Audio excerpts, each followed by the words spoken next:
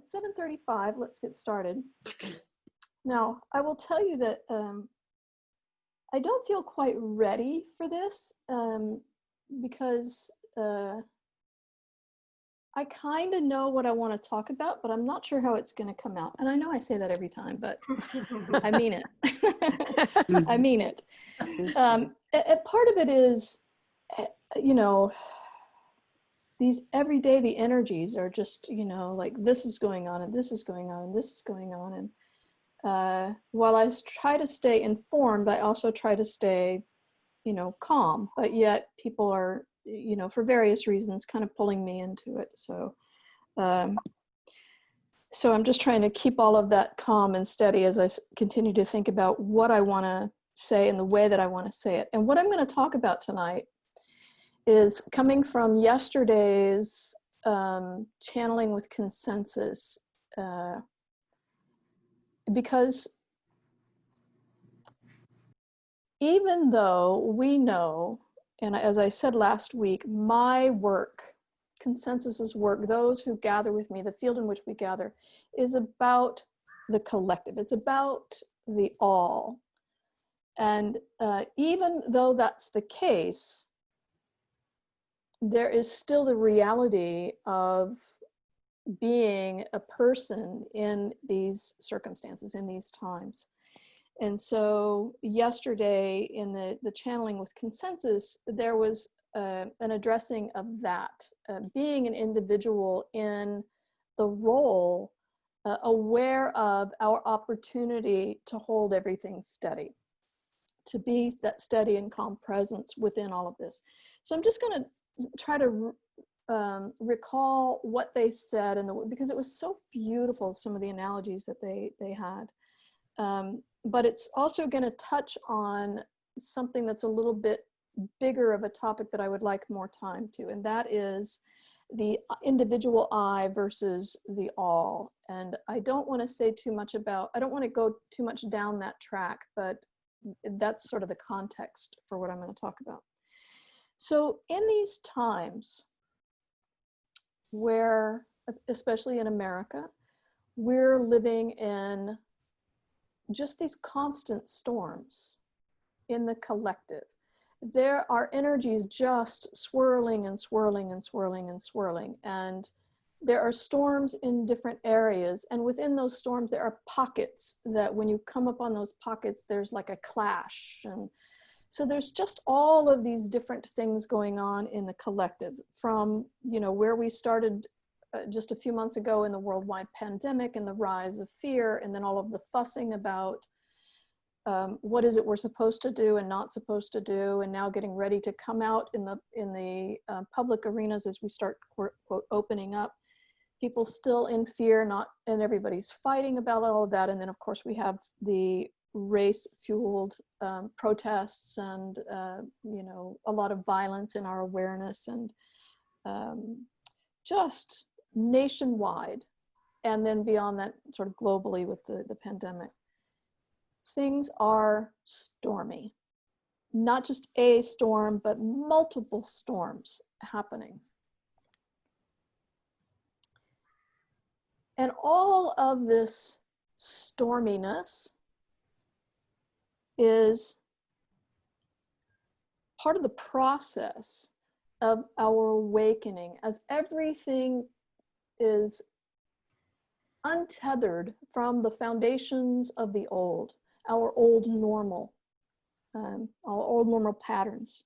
When everything comes unmoored and we're not grounded, everything is up, and then all of these old forces start getting into play. Everything starts getting knocked around, all of it completely knocked around. But it is part of a process that is ultimately seeking balance. It's ultimately seeking, through that transformation from the old to the new, the balance in the new. So I've said many times, we're in a going through process, and on what we're going towards is balance, that is in a new kind of balance. So when you think about someone like me, or the role of consensus, or our work together. We say our work is the collective. I have said before, our work is the field in which all of this is taking place. When you think about that, the all like that, and you think about our role is sort of like a container. It is the thing that is containing all of the storms going on. So you can imagine the value of a container that is still. It's allowing all of the storms to play out in the way that they will naturally play out to seek their balance, as opposed to the container itself moving and rocking and everything, just continuing to incite and not allow any kind of balance. So our role in holding steady, literally holding the collective in a steady state, our contribution of steadiness and calm, letting everything play out. You can see how valuable that is. But we also have our individual lives. We walk out the door, we're engaging with this. We're on social media, we're engaging with this. We believe that we are this I individual in this world. So when we go out in the I identity, we take all of that I identity with us and feel all of our own pain and all of our own reactionary stuff. And then we start getting knocked around in the storms. We walk out in that I identity. The I identity in these massive storms gets knocked around. But in those moments sometimes it's in our own personal lives, or sometimes it's a reaction to what we're watching. We see some violence happen and it gets us upset, and then we're riled up, and then things start, and we're starting to get into that, we're in that clash. So we're getting knocked around. But in those moments, whether it's in our individual life issues or things that we're watching in the collective, that moment where we have that realization that the only thing that can feel knocked around is the I, that little individual I, because the collective, the container in which all of this is happening, does not feel knocked around. So that moment that we have the awareness that another perspective that we are capable of is to pull back and remember that we are that presence that is allowing everything to be equal and free, accepted in the state of oneness that we are. In the moment that we do that, all of the stresses of getting pushed around just fall away. We come into naturally that state of steadiness and calm.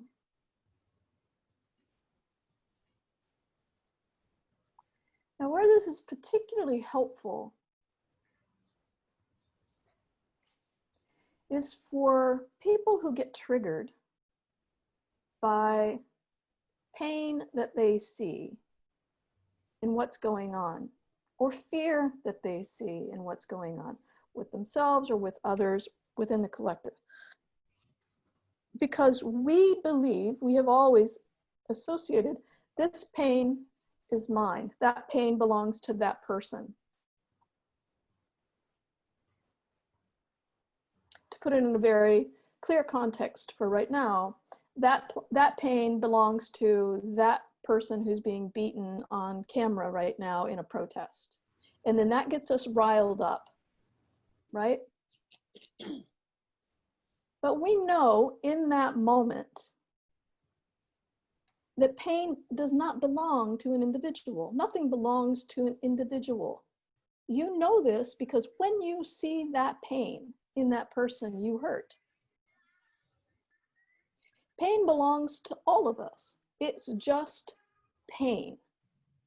We're seeing that pain in this individual, or we're feeling that pain here, but it is not ours, it is not theirs. It's not ours alone, and it's not theirs alone.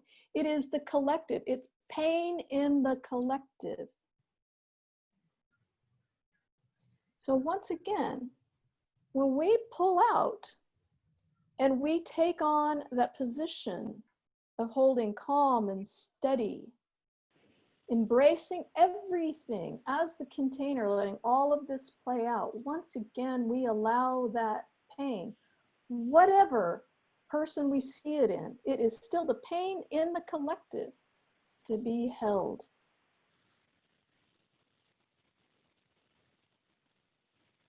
Without a demand for it to be any different. That we can simply bring it in.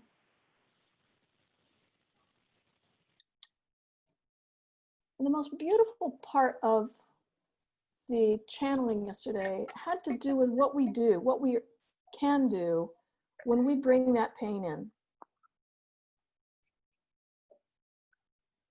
And that is, when we hold steady, simply holding very calm and steady, and we recognize that there's the storminess of this pain, this fear, any of that stuff that we are tuned into in that moment, that we have the capacity and the opportunity that's to bring some rest to that energy. When we recognize that things are frenetic and stirred up, that people are getting knocked around, that there is all of this chaos,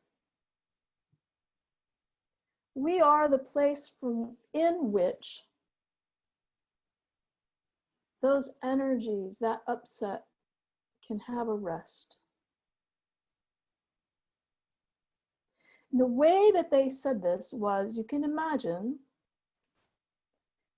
if you're holding the whole field, your contribution, your presence here is calm and steady, just in stillness. You're holding all of this. And you just imagine in that state of oneness, breathing in. Let's use the pain as the example.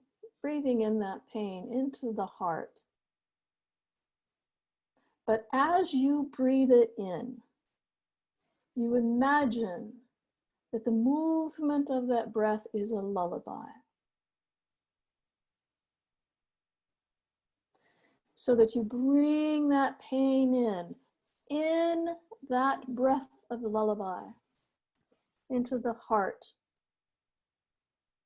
in a tender embrace. And there's nothing more that needs to be done as you breathe in and out and in and out. That pain is just being soothed by that lullaby. The breathing lullaby in the heart. And this is what we have an opportunity to do now. If it's our own individual experience or that which we're watching, that which is in our realm of awareness, any of it, in our calm and steady state, we can simply breathe it in to the heart, hold it there, and let the breath, you can imagine it like being in a rocking chair, just letting the breath give all of this a rest. And rest is the key word here. Just simply to calm it. And you can feel as you do that,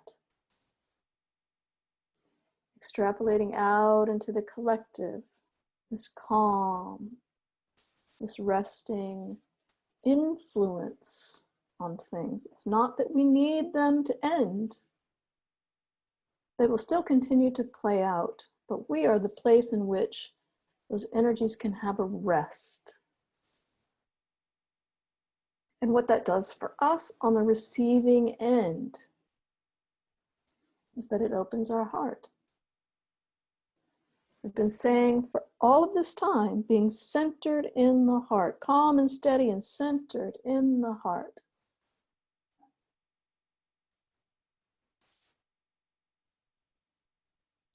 We're not aiming to extrapolate any wisdom or teachings out of these energies while everything is so massively stirred up. We're aiming to create an environment in which, in the most compassionate way possible, all of these energies can process into the balance that they're ultimately seeking. That goes for us individually and the collective.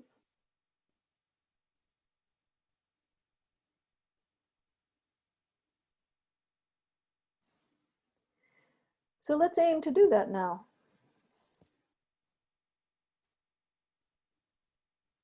We don't have to be specific, or we can be specific if we want, to invite in the fear, the pain, anything that we would like to offer the invitation of rest within us, to open our hearts, to let our breath be that embracing lullaby. So let's do that in a meditation. I'll take us into the meditation and then we'll do the invitation.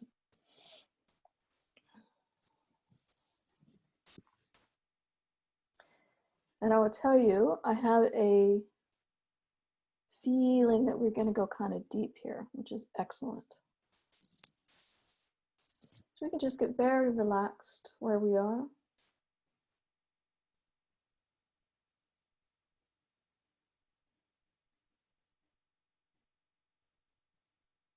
Feeling the weight of our body relaxing.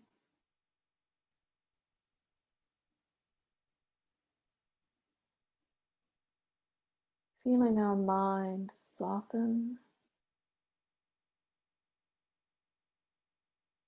And everything gently, gently, gently relaxing.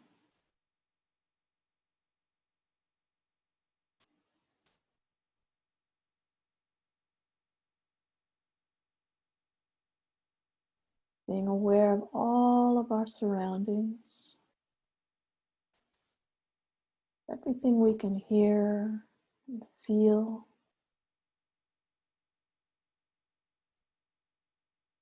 Just letting ourselves unite in awareness with where we are.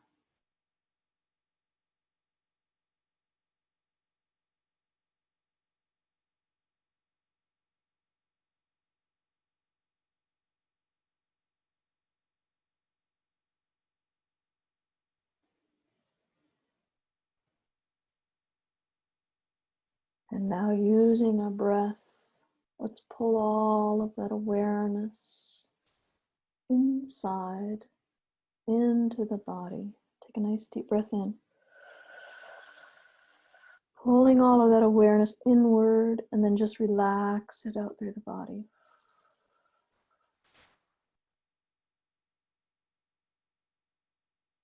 Really tuning into the vessel as awareness.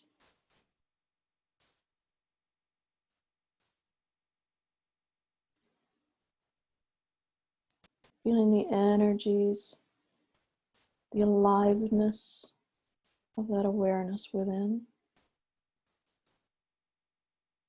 Feeling it through the skin.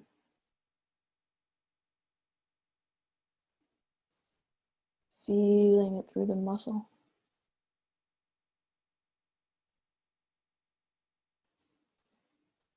Feeling it into the bone.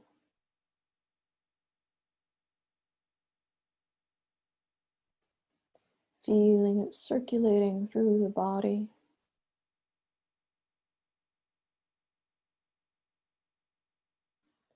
Feeling it pulsing with every beat of the heart.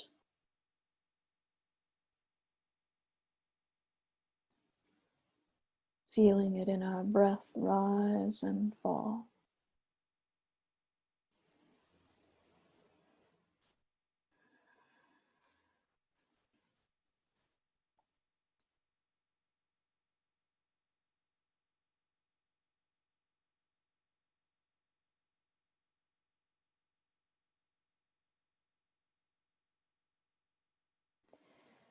Feeling all of this awareness within, we can allow ourselves, everything within us, to relax into a deeper state.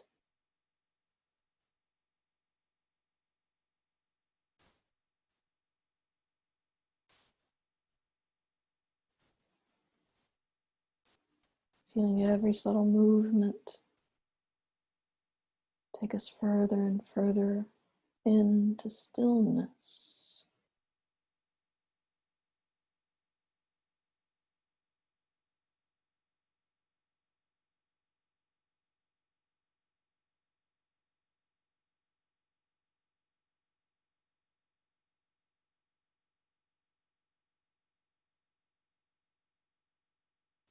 Let's take a nice deep breath, and as we exhale, we'll go even more deeply. Just really feel yourself into the depths.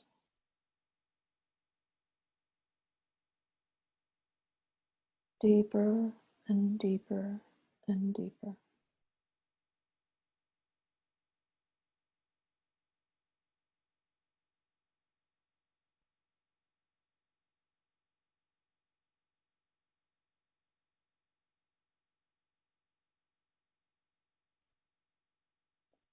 Feeling into the calmness and stillness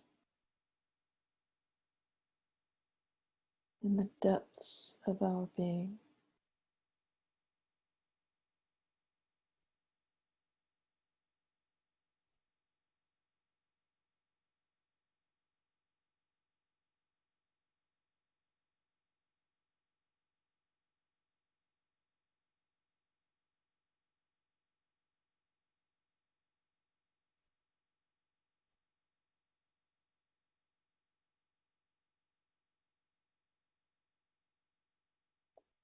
And now tuning into the role of our breath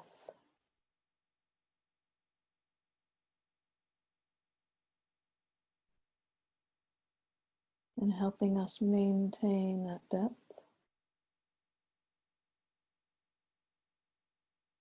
And with every exhale, we just drift further.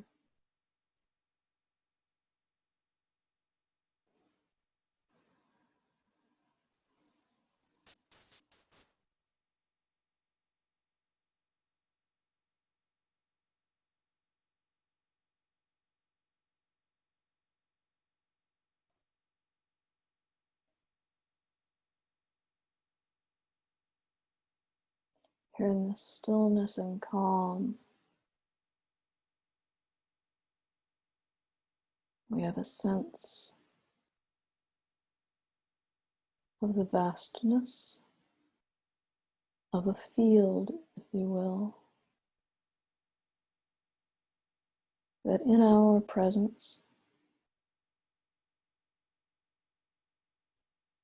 we are holding steady, calm,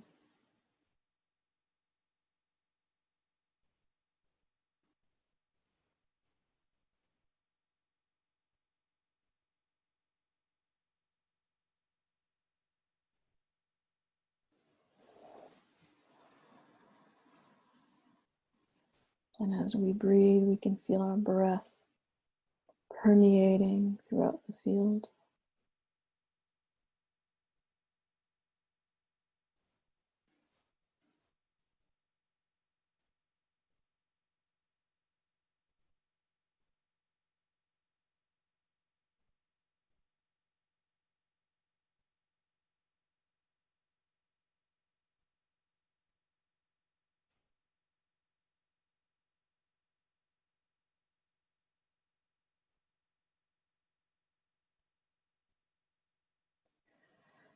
And now, in this field,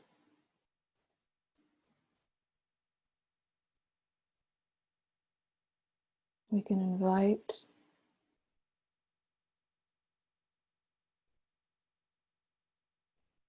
energies into the heart space.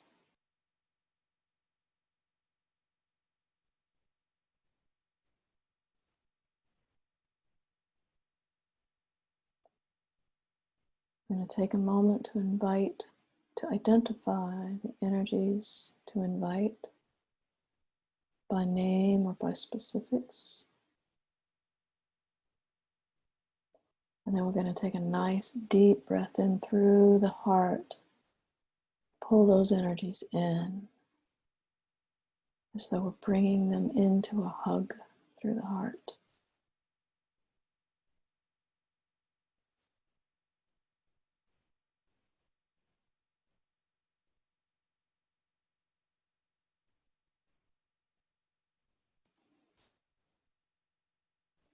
So let's do that now. Take a nice deep breath in through the heart and pull those energies in.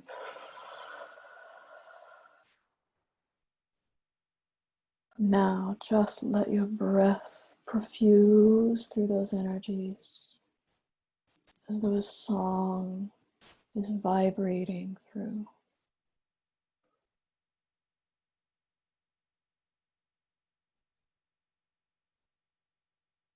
With your in-breath, a melody. With your out-breath, a melody.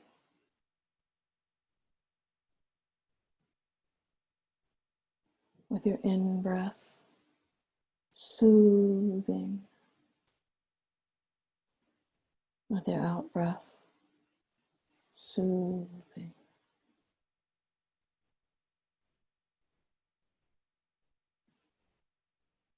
With your in-breath, tenderness.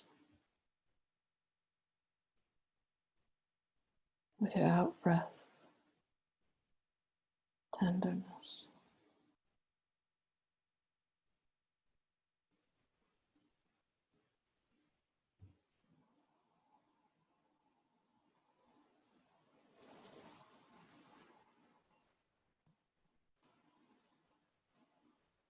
Now, if you wish, you can imagine you're in a rocking chair.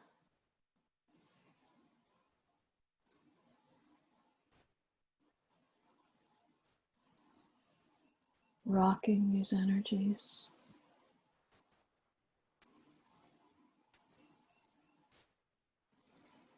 With your lullaby in your heart.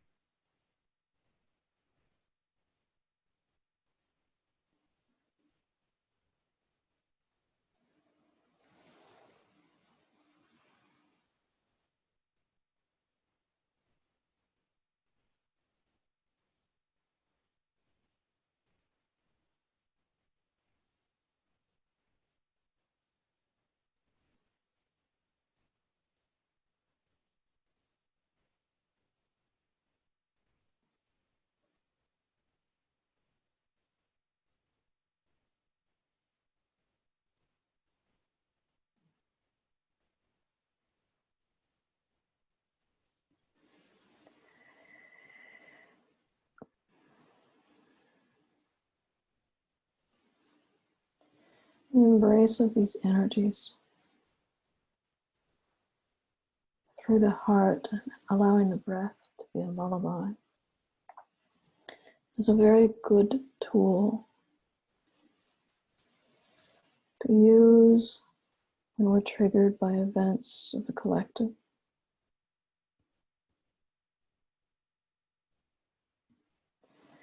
It's especially helpful when old patterns within ourselves come up. Guilt, shame, fear.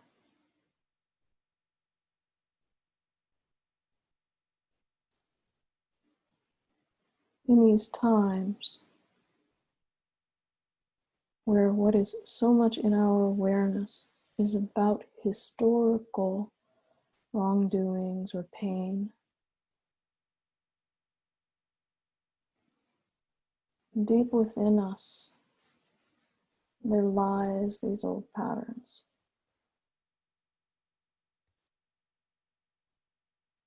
Not having done things right, feeling guilty for what we didn't know, couldn't see, fear of getting our response wrong, fear of having contributed to other people's pain.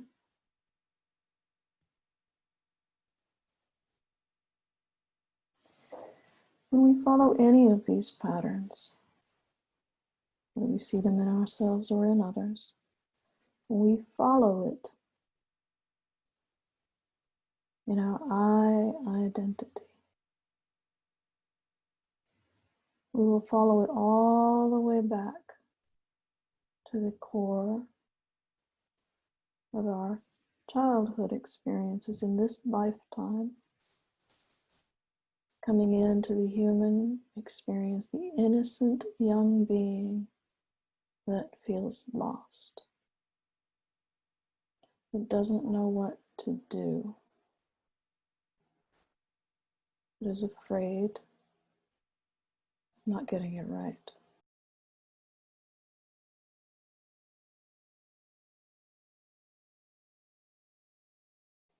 That may feel abandoned or unworthy, all of these other childhood patterns. When we're in energies that are constantly focused on wrongdoings of the past or old patterns that are seeking to be released, all of these innocent things will come up in us from our very beginnings in this lifetime, certainly for many of us in our lineage as well. But what will be most identifiable are those from our childhood. So this tool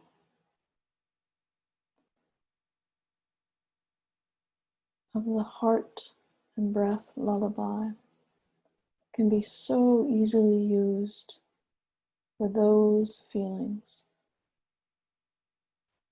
bringing ourselves, our little I identities, the innocent young beings into the heart, the breath comforting with its lullaby, rocking these things in comfort.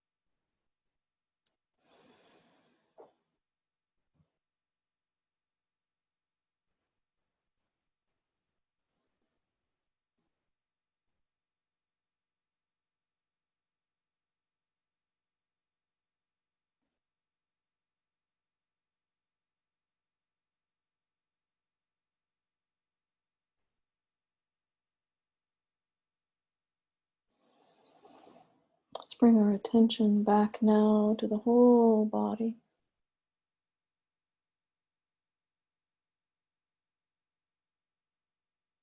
To a sense of awareness throughout our body vessel.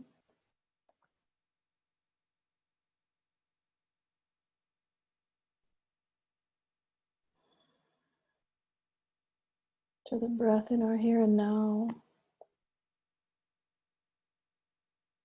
Aware of our surroundings.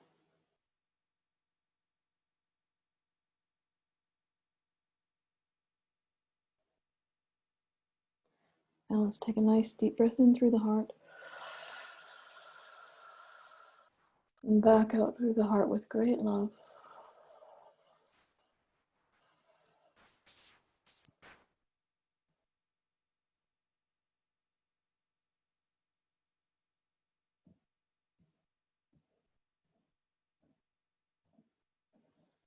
As we feel comfortable, we can wiggle our toes and fingers.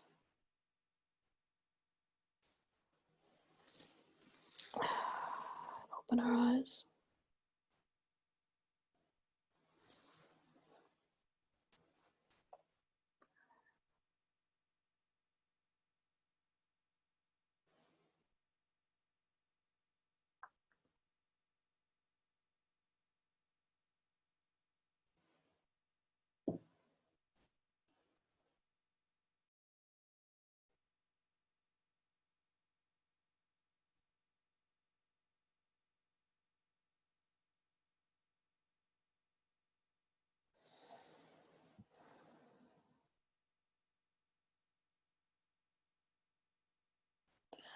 I'm happy to take any comments, questions anybody wants to share.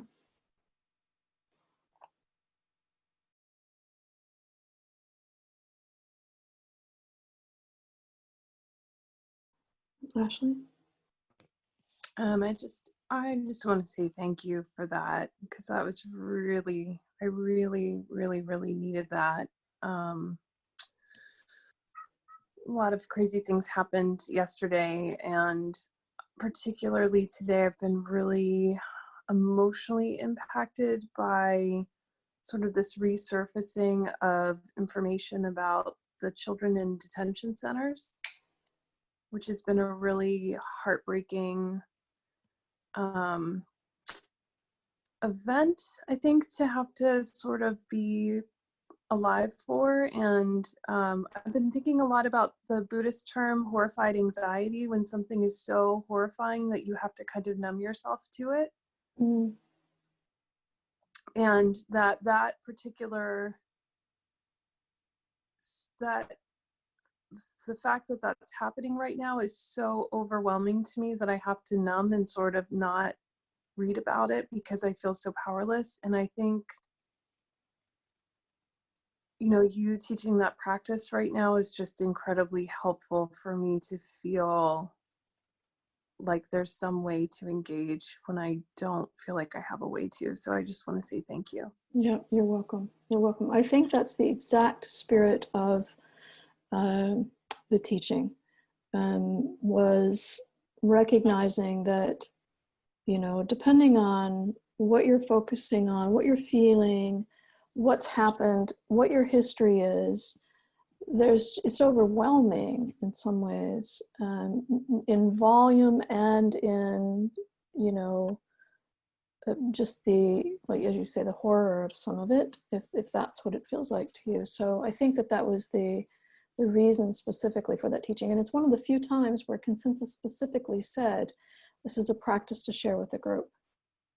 They don't normally do that. So, of course I had to listen to it afterwards to know what they said. But as soon as they said to share that practice with the group, I'm like, oh, that feels so good. It feels really, really good. So I'm glad that it was helpful. Thank you.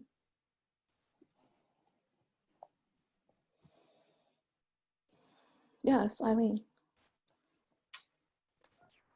Yeah, I too just want to thank you. I felt like it was just a really deep, loving spot to rest in for the time we did. And I just wanted to share, similar to Ashley, what what came up for me was the Buddhist practice of Tonglen Mm-hmm. is what I kept thinking of as Mm-hmm. sort of holding it all for my own individuality, recognizing it, and then sort of exhaling for the collective. So it was just a beautiful practice. So thank you. Yeah, thank you. That's perfect. Actually, I thought about Tonglen too when I did it earlier today, and I had that exact same thought about Tonglen, that it felt a little like Tonglen. Yeah. For those of you who don't know, I may paraphrase this poorly, but Tonglen is a practice of taking on someone's suffering to give them the ability to heal, and then through you do the healing through you and offer it back. Is that your understanding of it, Eileen? Basically, yeah. Yeah, and even your own, you take in your own Right. offering as well. Yeah. Here again is, we tend to think that this is mine, but actually it's just pain, it's just sorrow, it's just this, and so we're taking it on for that. But in a Tonglen practice, we see that this person has been holding it, and we bring it in order to give them that vessel relief, if you will. Yeah.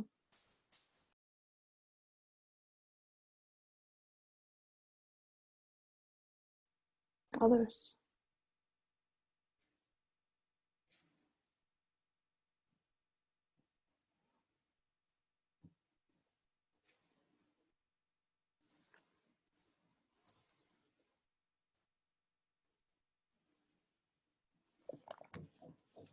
Everybody feeling okay? Everybody kind of feeling deep in it? Mm-hmm. That's all right. Struck dumb. Tigger, did you say something, hon? You're muted. I should be unmuted now? Yes. Uh-huh. Yes. Struck dumb was all I said. Oh. I am struck dumb. I am still in there. And words are just, I can't even, there aren't any. I can't even find them. Thank you. It was very beautiful and very deep. Thank Good. you. I'm glad. I have to tell you, I don't know if I can say this without crying, just because it feels so tender to me. But when I was a little kid, I was mostly raised by my grandmother. She was the only sort of maternal figure that I had. But my grandmother had 17 grandkids, and I was, I don't know, like number 15 or 14 or somewhere. I was kind of down the line. But my grandmother had a gold rocking chair by her door. And every night she would sit in that gold rocking chair and rock and read her Bible. And if any time where she was babysitting, she always would rock the kids in that rocking chair, and she would always sing the same exact little song. And for the life of me, I can't remember the words, but it's a peekaboo song. But she had that sort of grandmotherly voice or whatever. And all day today, that little grandmotherly voice has been in my ear, just sort of soothing me through this day. I find it so sweet. So just the mere idea of holding something in love, and the idea of the breath itself being that compassionate lullaby is just so moving to me. So I'm glad that felt good for you guys. Yeah. All right, go bask. All right, I love you. Thank you for this time together. May our time together be of benefit to all beings. Namaste, namaste.